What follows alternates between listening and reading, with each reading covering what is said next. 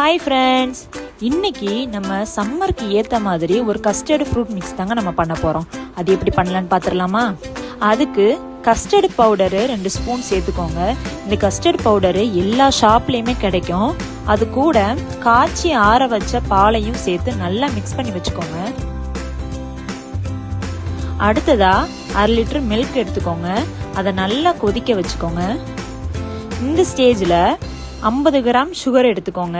1/2 cup sugar நல்லா mix பண்ணிட்டே வாங்க. உங்களுக்கு பால் நல்லா வத்தி வரும். இந்த ஸ்டேஜில் நம்ம ஆல்ரெடி மிக்ஸ் பண்ணி வச்சிருந்த கஸ்டர்ட் மில்கையும் நல்லா கலந்துட்டு மில்கோட சேர்த்துக்கோங்க. நல்லா மிக்ஸ் பண்ணிட்டே வாங்க. உங்களுக்கு க்ரீமி கன்சிஸ்டன்சி கிடைக்கும். அடுத்ததா உங்களுக்கு விருப்பமான எல்லா ஃப்ரூட்ஸுமே நீங்கள் எடுத்துக்கலாம். Apple, grapes, pomegranate, dragon fruit, banana, இந்த மாதிரி எல்லா ஃப்ரூட்ஸுமே நீங்கள் விருப்பமான ஷேப்பில் நீங்கள் கட் பண்ணி எடுத்துக்கலாம். நம்ம ஆல்ரெடி ரெடி பண்ணியிருந்த கஸ்டர்டு மில்கோட நமக்கு விருப்பமான எல்லா ஃப்ரூட்ஸையுமே நம்ம கட் பண்ணி மிக்ஸ் பண்ணி வச்சுக்கோங்க. உங்கள் குழந்தைங்க ஃப்ரூட்ஸ் சாப்பிட மாட்டுறாங்கன்னு நினச்சிங்கன்னா இந்த மாதிரி கூட நீங்கள் ரெசிபி செஞ்சு குழந்தைங்கள சாப்பிட வைக்கலாம்.